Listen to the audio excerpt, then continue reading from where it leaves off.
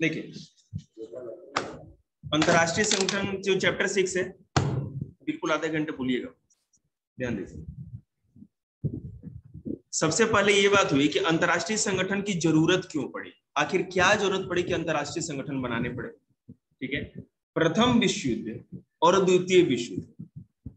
प्रथम विश्व युद्ध 1914 से 1918 तक, 1914 से 1918 तक ही मानते हैं हम लोग। ठीक है, चला। और उस युद्ध के बाद लोगों को लगा, क्योंकि छोटे छोटे मामलों पर भी है ना, देश आपस में सीधे युद्ध की घोषणा कर देते थे। छोटे से विवाद थे, उसमें भी लड़ाइयां हो जाती थी, युद्ध हो जाता था। तो विश्व के जो बड़े और शक्तिशाली देश थे, उन्होंने सोचा कि एक ऐसा अंतरराष्ट्रीय संगठन या ऐसा एक इंटरनेशनल प्लेटफॉर्म होना चाहिए, अंतरराष्ट्रीय मंच होना चाहिए, जो कि दो देशों के बीच में बातचीत करा सके और सुलह करा सके। ठीक है, और इस चीज को ध्यान में रखते हुए आगे जाकर के लीग ऑफ नेशन की स्थापना की। जैसा कि मैंने आप लोगों को बताया था, लीग ऑफ नेशन क्या था। ठीक है, लीग ऑफ नेशन के बनने के बाद भी, प्रथम विश्व युद्ध खत्म हो गया, उसके बाद लीग ऑफ नेशन की स्थापना की गई, और उसके बनने के बाद भी द्वितीय विश्व युद्ध हो गया। तो माना गया कि जो पहले अंतरराष्ट्रीय संगठन बनाया गया था, जिसको राष्ट्र संघ कहा जाता था, है ना, लीग ऑफ नेशन या राष्ट्र संघ, इंग्लिश में नाम उसका, हिंदी में राष्ट्र संघ कहा जाता था और इंग्लिश में लीग ऑफ नेशन। तो ये उतना इफेक्टिव नहीं था। ये लोगों के बीच में जो विवाद थे, जो मुद्दे थे, उनको सही तरह से उसका निपटारा नहीं कर पा रहा, इसमें बहुत कमियां थी। तो आगे जाकर के द्वितीय विश्व युद्ध के बाद, द्वितीय विश्व युद्ध 1939 से लेकर के 1945 तक हुआ, 1939 से 1945 तक। तो 1945 के बाद देशों ने सोचा कि अब एक ऐसे अंतरराष्ट्रीय संगठन की जरूरत है जो कि पहले वाले अंतरराष्ट्रीय संगठन के मुकाबले ज्यादा प्रभावशाली हो और जिसका दबदबा भी, जिसकी बात पूरे देश के, पूरी दुनिया के लोग सुने भी। ठीक है ना, बता रहे। तो राष्ट्र संघ, बता रहे, राष्ट्र संघ की जगह अब संयुक्त राष्ट्र संघ की स्थापना 1945 में।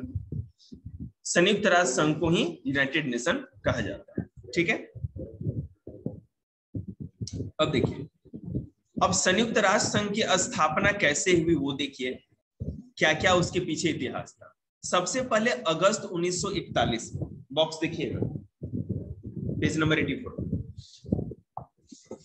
अगस्त 1941 में अमेरिकी राष्ट्रपति रूजवेल्ट और ब्रिटेन के प्रधानमंत्री चर्चिल द्वारा अटलांटिक चार्टर पर हस्ताक्षर किए।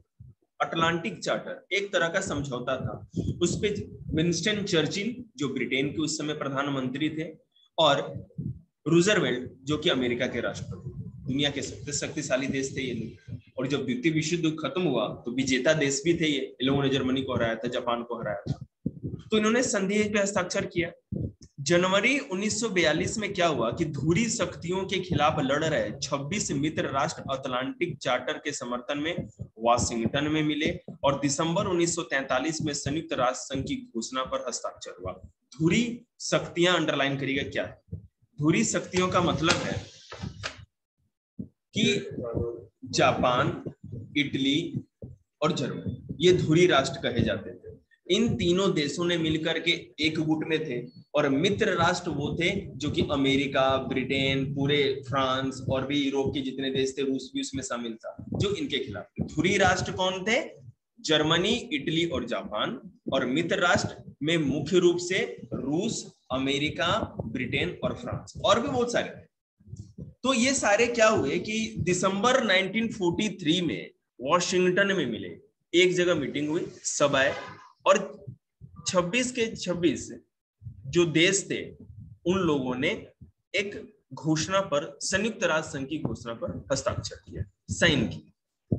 ठीक है, फरवरी 1945 में क्या हुआ? तीन बड़े नेताओं रूजवेल्ट, चर्चिल और स्टालिन, स्टालिन रूस के राष्ट्रपति थे, चर्चिल ब्रिटेन के प्रधानमंत्री थे, और रूजवेल्ट यूएसए मतलब अमेरिका के राष्ट्रपति थे। इन तीनों लोगों ने याल्टा सम्मेलन में प्रस्तावित अंतर्राष्ट्रीय संगठन के बारे में संयुक्त राष्ट्र संघ का एक सम्मेलन करने का निर्णय लिया। याल्टा में एक सम्मेलन हुआ, मीटिंग हुआ, कॉन्फ्रेंस हुआ, वहां पे ये तीनों गए थे और उन्होंने कहा कि संयुक्त राष्ट्र संघ की स्थापना से रिलेटेड एक और हम लोग सम्मेलन जल्दी ही करेंगे, निर्णय लिया। अप्रैल से मई 1945 में सैन फ्रांसिस्को, जो कि यूएसए में पड़ता है, में संयुक्त राष्ट्र संघ का अंतर्राष्ट्रीय संगठन बनाने के मसले पर केंद्रित 2 महीने लंबा सम्मेलन चला। सैन फ्रांसिस्को अमेरिका ऐसे है ना, ठीक है, पैसिफिक ओशियन के तट पर। हॉलीवुड का नाम सुना है आप लोगों ने ना, हॉलीवुड जो इंग्लिश मूवीज बनाते हैं, तो हॉलीवुड सैन फ्रांसिस्को में। गोल्डन गेट भी कहा जाता है सैन फ्रांसिस्को, गोल्डन सिटी भी कहा जाता है, मैंने छोटी मोटी बात नहीं है। तो वहां पर 2 महीने लंबा सम्मेलन चला और विचार विमर्श होते रहे। दुनिया के बहुत सारे राष्ट्र आए वहां पे, जो भी देशों के बड़े बड़े नेता थे वो लोग आए और उन लोगों ने इस बात पर फैसला लिया कि एक संयुक्त राष्ट्र संघ नाम का सम्मेलन, एक संगठन बनाया जाए। 26 जून 1945 को क्या हुआ, एकदम अच्छे से, ये अगर टाइमलाइन आपने समझ लिया, जो बॉक्स में लिखिएगा नोट्स में एज इट इज, बस संयुक्त राष्ट्र संघ आपने समझ। 1984 लिखा है, हाँ, अरे फोटो कॉपी कर लिया और काटेगा। अब 26 जून 1945 को क्या हुआ कि संयुक्त राष्ट्र संघ चार्टर पर 50 देशों के हस्ताक्षर, चार्टर हुआ और 50 देशों ने उस पर साइन किया। चार्टर मतलब कि एक क्या होता है कि लेटर होता है, ऑब्जेक्टिव्स, उद्देश्यों का एक होता है कि ये संगठन ये करेगा, गरीबों के लिए ये करेगा, विश्व में शांति बनाए रखेगा, युद्ध होगा तो सब साझा एक साथ लड़ने के लिए जाएंगे, किसी भी युद्ध एक पे अगर अटैक किया जाएगा तो सब पे ये अटैक माना जाएगा। इस तरह की जो बातें होती है वो चार्टर में, ठीक है। पोलैंड ने 15 अक्टूबर को साइन किया इस पे। पोलैंड एक देश है जर्मनी के बगल में। इस तरह संयुक्त राष्ट्र संघ में 51 मूल संस्थापक सदस्य बन गए। मूल संस्थापक, ध्यान दीजिएगा, मूल संस्थापक मतलब कि जो फर्स्ट संयुक्त राष्ट्र संघ की मीटिंग हुई और जिस मीटिंग में ही इसकी स्थापना की घोषणा की गई, वहां पर 51 देशों ने साइन किए थे, ठीक है। उन 51 देशों को मूल संस्थापक संयुक्त राष्ट्र संघ का कहा जाता है। संयुक्त राष्ट्र संघ की स्थापना 24 अक्टूबर को हुई, ठीक है। साइन उस समय हो गए थे, लेकिन 24 अक्टूबर 1945 को इसकी स्थापना हो गई और संयुक्त राष्ट्र संघ दिवस 24 अक्टूबर को मनाया जाता है। मोस्ट इंपॉर्टेंट चीज है, बहुत इंपॉर्टेंट, अंडरलाइन कर लेना। ये रहा, पेन तो दिया हुआ। 30 अक्टूबर 1945 को भारत कब शामिल हुआ, ये भी क्वेश्चन आता है। 30 अक्टूबर 1945 को, ठीक है। संयुक्त राष्ट्र संघ दिवस भी अंडरलाइन कर लीजिएगा और नीचे वाला भी, 24 अक्टूबर 30 अक्टूबर दोनों इंपॉर्टेंट है और आपको वीडियो मिल जाएगा। रात को अगर कोई मुझे कॉल कर दे तो जितने भी वीडियो बनाए सब कुछ अपलोड है, ठीक है ना। 12th वाले बच्चे जोश नहीं दिखाते, मेरा जोश खुद ठंडा पड़ जाता है। भारत है बस बेटे 9 बजे, तुम्हें मैं परेशान नहीं करना चाहता। भारत संयुक्त राष्ट्र संघ में 30 अक्टूबर 1945 को शामिल हो गया, ठीक है। आगे चलते हैं।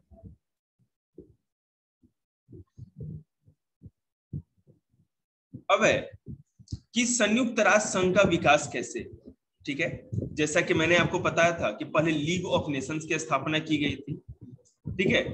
और जैसा कि बोला था कि इसके होते हुए भी दूसरा विश्व युद्ध हो गया, ये सब मैंने पहले बता रखा है। ये फ्लो चार्ट को टर्न द पेज, टर्न, आगे चलिए। जो मैंने उस फ्लो चार्ट में समझाया ना, वही पूरा ये इतने चीजों में लिखा हुआ है। पेज नंबर 86 का है ना, सेकंड पैराग्राफ पे आइए। 2011 तक अंडरलाइन करो, संयुक्त राष्ट्र संघ के सदस्य देशों की संख्या 193 थी, ठीक है।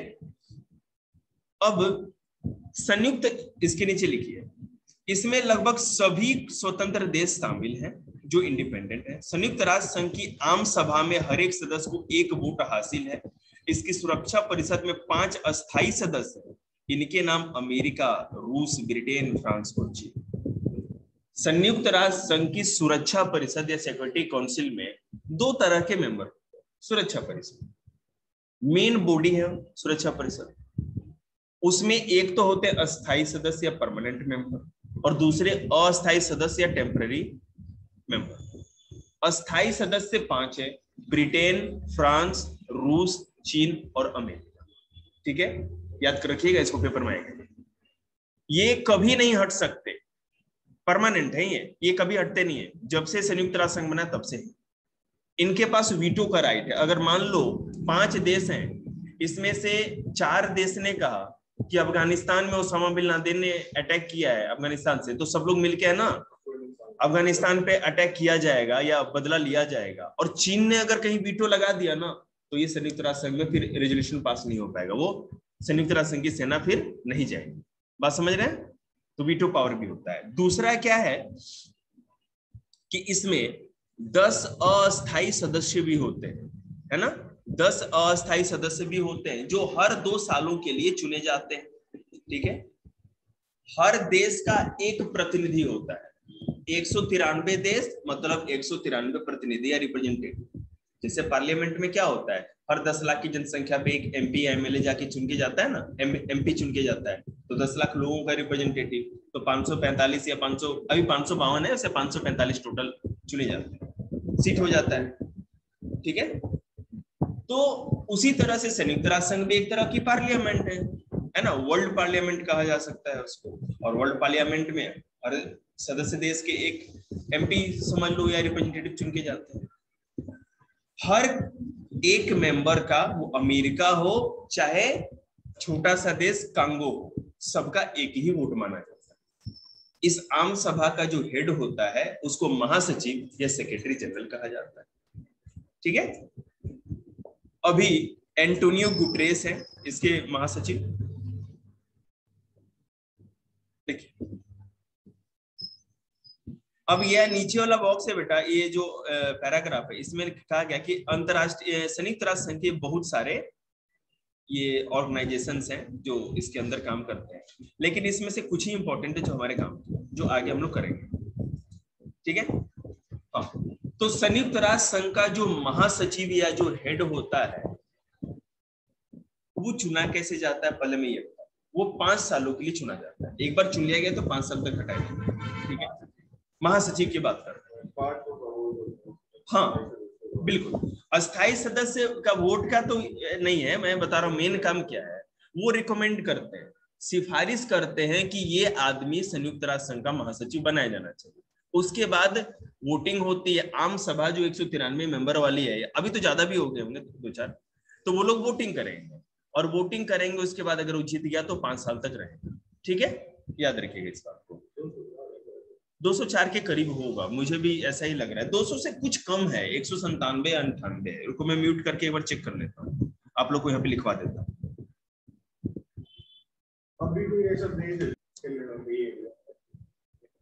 चल दे। अब देखो मैंने कोल्ड वॉर पढ़ाया था और कोल्ड वॉर कटा नहीं है, तुम्हारी मैडम कटवा रही है बिना मतलब का। किसने कहा था कोल्ड वॉर की कट गया?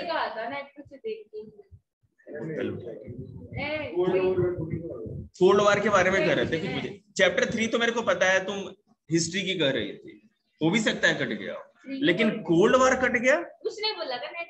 चलिए देखिए कोई बात, ये सब भी रिकॉर्ड हो रहा है, चुप। शीत युद्ध के बाद संयुक्त राष्ट्र संघ में क्या सुधार हुए? शीत युद्ध मैंने पढ़ाया था, और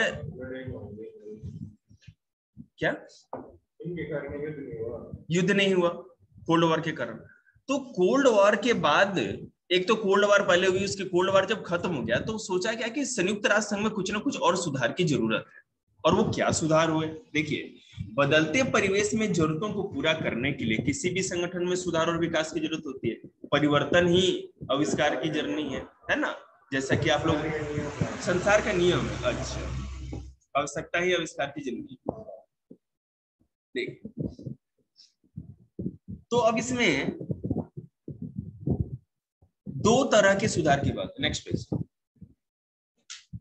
ये संयुक्त राष्ट्र संघ के सामने 2 तरह के बुनियादी सुधारों का मसला है, 2 तरह के सुधार करने की जरूरत है।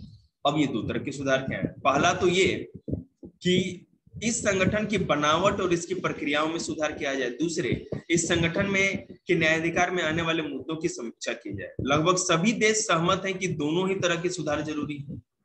दोनों के बीच में सहमति इस बात पर नहीं है कि इसके लिए दरअसल ठीक करना क्या है, कैसे करना और कब करना चाहिए। सब देश चाहते हैं।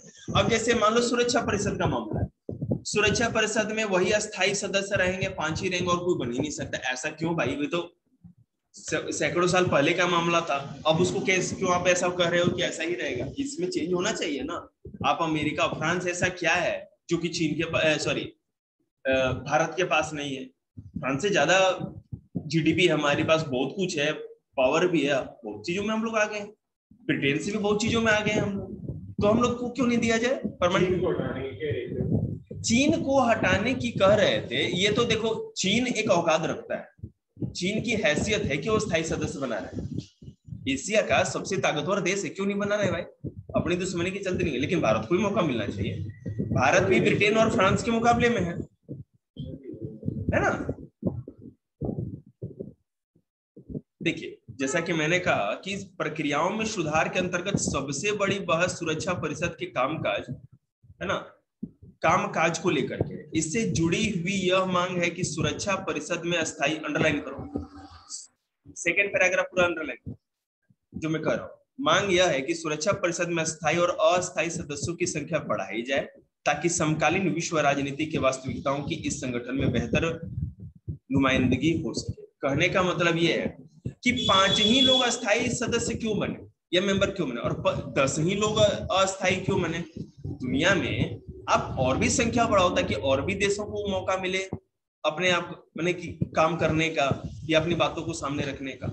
ठीक है, खास तौर पर एशिया खास तौर से एशिया, अफ्रीका और दक्षिण अमेरिका के ज्यादा देशों को सुरक्षा परिषद में सदस्यता देने की बात हो। इन देशों को मौका मिला ही नहीं। जब होता है तो आप यूरोप और अमेरिका के देशों को ही सामने लेकर के आते हो। इन देशों में ज्यादा जनसंख्या है, ज्यादा दुनिया की जनसंख्या निवास करती है, इनको भी मौका मिलना चाहिए। ठीक है, इसके विपरीत अमेरिका और पश्चिमी देश संयुक्त राष्ट्र संघ की बजट से जुड़ी प्रक्रिया और इसके प्रशासन में सुधार चाहते हैं, क्योंकि संयुक्त राष्ट्र संघ का जो भी बजट होता है उसका ज्यादा से ज्यादा हिस्सा अमेरिका और यूरोप ही कंट्रीब्यूट करता है, पैसे देता है, डोनेशन, क्योंकि इन देशों के डोनेशन पे ही संयुक्त राष्ट्र संघ चलता है। ठीक है, तो वो कह रहे हैं कि आप इस डोनेशन पे हम ही क्यों दें? दुनिया के सब फायदा उठाना चाहते हैं, सब चाहते हैं कि हम सुरक्षा परिषद में आए, अस्थायी अस्थायी सदस्य की संख्या बढ़ाने की बात कर रहे हैं। तो ठीक है, आओ, वो भी होना चाहिए और साथ ही साथ उनको पैसे भी देने चाहिए।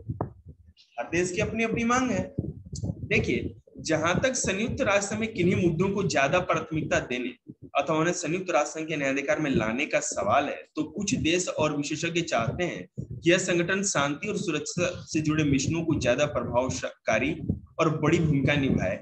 जैसे औरों की इच्छा है कि यह संगठन अपने को विकास और मानवीय भलाई के कामों, स्वास्थ्य, शिक्षा, पर्यावरण, जनसंख्या नियंत्रण, मानवाधिकार, लिंगायत न्याय और सामाजिक न्याय तक सीमित रखे। अब एक बात तो ये हो गई कि संयुक्त राष्ट्र संघ में पहला सुधार क्या होना चाहिए कि सुरक्षा परिषद में अफ्रीका, एशिया और दक्षिण अमेरिका के देशों को ज्यादा से ज्यादा सदस्यता मिले, उनको मौका। दूसरा, अमेरिका और पश्चिमी देश, जिसको टोटल पश्चिमी देश हम कह सकते हैं, वो मानते हैं कि सुरक्षा परिषद के बजट में अमेरिका और यूरोप की तरह ही एशिया, अफ्रीका और दक्षिण अमेरिका का भी ज्यादा से ज्यादा कंट्रीब्यूशन, योगदान होना चाहिए। तीसरी बात, कुछ लोग ये विशेषज्ञ मानते हैं कि संयुक्त राष्ट्र संघ को, ठीक है, आपसी झगड़े के निपटारे के साथ साथ विश्व में स्वास्थ्य को लेकर के, शिक्षा से लेकर के, भूखमरी, गरीबी को लेकर के, कृषि की सुधार को लेकर के, पर्यावरण के सुधार को लेकर के ज्यादा से ज्यादा काम करना चाहिए और ज्यादा से ज्यादा आगे आना चाहिए, उसका काम दिखना चाहिए। जबकि कुछ लोग कहते हैं कि नहीं नहीं नहीं, इन कामों को ये सीमित रखे, बस ये देशों के बीच में होने वाले झगड़े का निपटारा है इनका। ठीक है, इस तरह से भी मांगे हैं।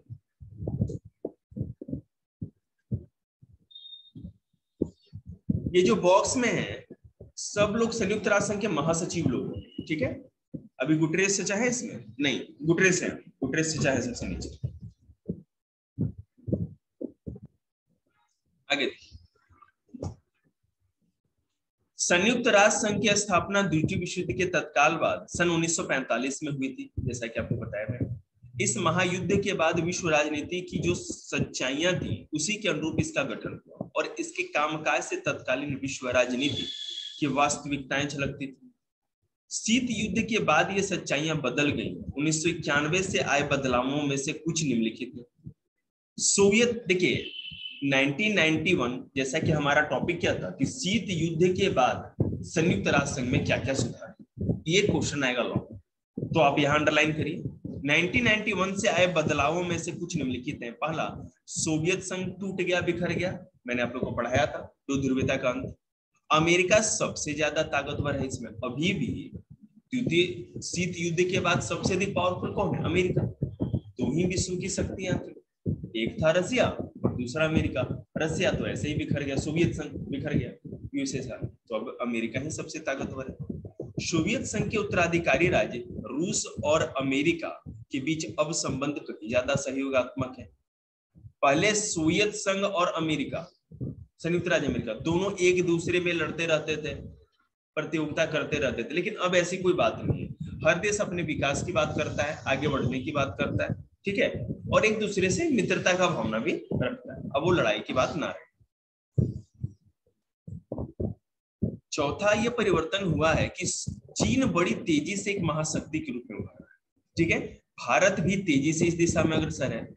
मतलब शीत युद्ध के दौरान चीन और भारत की कोई हैसियत नहीं थी, लेकिन शीत युद्ध के बाद 1991 के बाद जैसे जैसे समय बीतता जा रहा है, भारत और चीन विश्व में पश्चिमी और अमेरिकी देशों के मुकाबले में मुकाबला करने के लिए तैयार हो रहे हैं और ज्यादा बड़ा ताकत बन रहे हैं। आर्थिक रूप से आप समझ सकते हैं या सैन्य रूप से, ठीक है, या विज्ञान के क्षेत्र में भी बहुत ज्यादा ही विकास कर रहे हैं। एशिया की अर्थव्यवस्था अप्रत्याशित दर से तरक्की कर रही है। अप्रत्याशित दर मतलब कि अनएक्सपेक्टेड रेट, जो उम्मीद भी नहीं की जाती। किसी ने उम्मीद नहीं किया था कि एशिया के देश इतनी तेजी से आर्थिक विकास कर, समझ रहे हैं, लेकिन हो रहा है। चीन उतना ही डेवलप हो रहा है, जापान वैसे ही हो रहा है, फिर से भारत वैसे ही हो रहा है ना। दक्षिण अमेरिका, दक्षिण कोरिया डेवलप कर रहा है, ताइवान डेवलप कर रहा है, हांगकांग डेवलप कर रहा है, सारे देश, इंडोनेशिया कर रहा है, मलेशिया कर रहा है, सिंगापुर कर रहा है, देशों में कमी नहीं है। अनेक नए देश संयुक्त राष्ट्र संघ में शामिल हुए। ये देश सोवियत संघ से आजाद हुए देश हैं और पूर्वी यूरोप के भूतपूर्व साम्यवादी देश। अब देखो, सोवियत संघ का 1991 में विघटन हो गया। सोवियत संघ वाला आपने चैप्टर मैंने आपको नहीं पढ़ाया था और वीडियोस बनाई थी मैंने उनसे, तो मैं कर दूंगा। तो सोवियत संघ का मतलब ये था कि रूस और पूर्वी यूरोप का जो पूर्वी हिस्सा था उसके जितने भी देश थे, 15 देश रूस को मिला के, ये एक संगठन में मिलके रहते थे जिसको सोवियत संघ कहा जाता था। 1991 में मिखाइल गोर्बाचेव रूस के राष्ट्रपति बने और उन्होंने जो सुधार किए उसके बाद क्या हुआ कि रूस और इसके साथ साथ जितने भी सदस्य देश है सब अलग अलग आजाद हुए। तो ये जब आजाद हुए तो बाद में आप सोचे कि किसी ना किसी संगठन में तो हमें शामिल होना ही पड़ेगा, तो ये सारे के सारे संयुक्त राष्ट्र संघ के सदस्य जाके बने, ठीक है।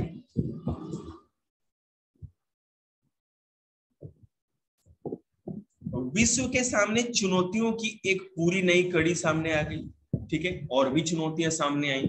शीत युद्ध के बाद की बात है। पहला, जनसंहार, गृह युद्ध, जातीय संघर्ष, आतंकवाद, परमाणुविक प्रसार, ठीक है, जलवायु में बदलाव, पर्यावरण की हानि और महामारी।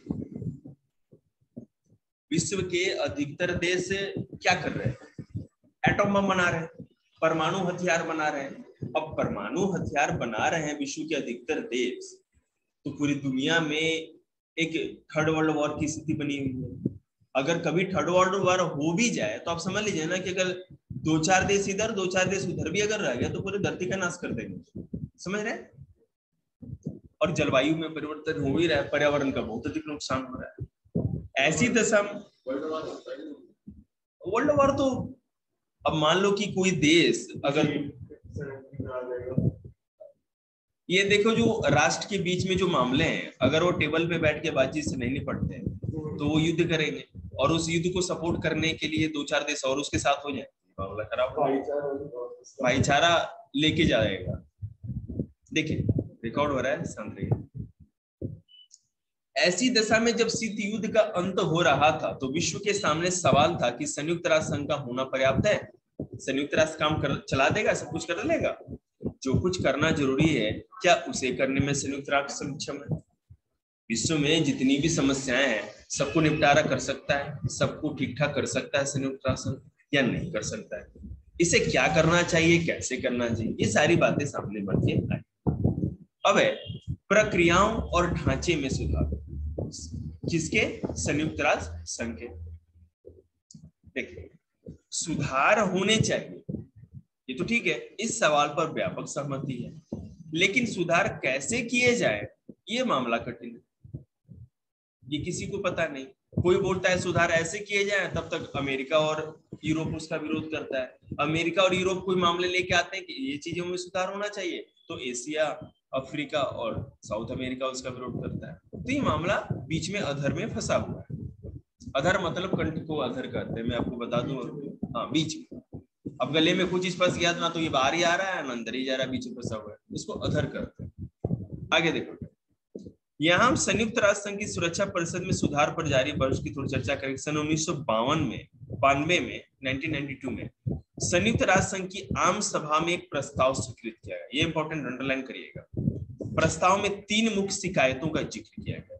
1992 में संयुक्त राष्ट्र संघ की आम सभा में जो प्रस्ताव पारित किया गया या स्वीकार किया गया, उसमें 3 शिकायतों का जिक्र था। पहला, सुरक्षा परिषद अब राजनीतिक वास्तविकताओं की नामुमकिन नहीं करेगा। ठीक है, राजनीति से रिलेटेड कोई भी मामला या मुद्दा हो, 2 देश आपस में लड़ रहे हो, झगड़ रहे हो, कुछ भी कर रहे हो, तो सिक्योरिटी काउंसिल या सुरक्षा परिषद उसमें बीच बचाव नहीं करने जाएगा, क्योंकि जाएगा नहीं, लड़ा देगा। समझ रहे हैं? क्योंकि सुरक्षा परिषद क्या करता है, सैन्य कार्रवाई के लिए विशेष पूर्ण रूप से इसको बनाया गया था। समझ रहे हैं? विश्व में सुरक्षा का मामला अगर बातचीत से नहीं निपटारा होता है तो संयुक्त राष्ट्र संघ सैन्य कार्रवाई करेगा। तो अब कहा गया कि आप राजनीतिक मामलों में बाबूजी आप ना बोलो, आप शांत रहो, हम देख लेंगे। इसके फैसले पर पश्चिमी मूल्यों और हितों की छाप होती थी और इस फैसलों पर चंद देशों का दबदबा होता था। ठीक है, जो सुरक्षा परिषद था, सिक्योरिटी काउंसिल था, उसमें 5 ही देश तो थे, और वो जो भी फैसला करेंगे राजनीतिक मामले में वो अपने तरह से करेंगे, जिसमें पश्चिमी राष्ट्रों का फायदा होता हो, ऐसे ही मामले वो करेंगे। इसलिए कहा गया कि राजनीतिक मामले कुछ भी आएंगे आप उस पर निर्णय नहीं दे सकते। सुरक्षा परिषद में बराबर का प्रतिनिधित्व नहीं है, ये भी मामला देखा गया। शिकायत थी ना, पहली शिकायत थी कि सुरक्षा परिषद राजनीतिक मामलों को देखता है ज्यादा, वो नहीं देखना चाहिए। दूसरा कि जो भी फैसले देता है उसमें अपने ही बारे में सोचता है, पूरे विश्व की शांति के बारे में नहीं सोचता। और तीसरा, सुरक्षा परिषद में प्रतिनिधित्व अच्छा नहीं है और भी लोगों को प्रतिनिधित्व मिलना चाहिए। संयुक्त राष्ट्र संघ के ढांचे में बदलाव की इन बढ़ती हुई मांगों के मद्देनजर 1 जनवरी 1997 को संयुक्त राष्ट्र संघ के महासचिव कोफी अन्नान ने जांच शुरू करवाई कि सुधार कैसे कराए जाए। मिसाल के तौर पर यही कि क्या सुरक्षा परिषद के नए सदस्य चुने जाने चाहिए। ठीक है, तो कुछ सालों बाद सुरक्षा परिषद के अस्थायी और अस्थायी सदस्यों के लिए मानदंड सुझाए गए। इनमें से कुछ निम्नलिखित हैं कि एक नए सदस्य को किस तरह से चुना। कोफी अन्नान संयुक्त राष्ट्र संघ के महासचिव थे, सेक्रेटरी जनरल 1997। उन्होंने कहा कि हर बार आप लोग ये बस भाषण देते हो कि सुधार होने चाहिए होने चाहिए, अरे क्या होने चाहिए, करोगे कैसे? ठीक है, इसकी जांच हुई, कार्यवाही हुई और सिफारिश दी गई कि कोई भी अगर नए सदस्य को बनाना है, नया सदस्य बनाना है, तो वो सदस्य कैसे बनेगा, उसमें सिफारिश दी। देखो क्या क्या था कि बड़ी आर्थिक ताकत होना चाहिए पहले नए सदस्य को। दूसरा, बड़ी सैन्य ताकत भी होना चाहिए, सेना भी उसके पास ताकतवर पावरफुल होनी चाहिए। और बजट जीडीपी भी बड़ा होना चाहिए, पैसे भी होने चाहिए। संयुक्त राष्ट्र संघ के बजट में ऐसे सदस्य देशों का योगदान भी है, ये ना कि आप अठन्नी दोना संयुक्त राष्ट्र संघ को और कह दो कि बाबूजी हम तो आपके मालिक ही बनेंगे, ऐसा नहीं।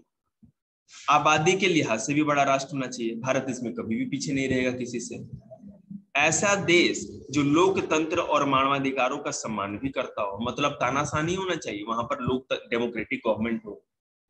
ठीक है, संविधान के हिसाब से पूरा सरकार चलता हो, मानवाधिकारों का उल्लंघन नहीं होता। ये नहीं कि आया आर्मी वाले आए और बाहुबली वाली रथ लेकर के आए और सड़क पे घूम गए, गाजर मूली की तरह 1000 आदमियों ने काट दिया। ऐसा नहीं, बाहुबली के रथ वाला नहीं। यह देश ऐसा हो कि अपने भूगोल, अर्थव्यवस्था और संस्कृति के लिहाज से विश्व की विविधता की नुमाइंदगी करता हो। मतलब ज्यादा से ज्यादा डाइवर्सिटी, बिल्कुल। भारत भारत से ज्यादा अच्छा क्या है? भाषाओं को देख लो, रीति रिवाजों को देख लो, धर्मों को, जातियों को, पहनावे को, खान पान को, भारत से ज्यादा डाइवर्सिटी किसी के पास नहीं। ऐसा देश भी होना चाहिए। ठीक है।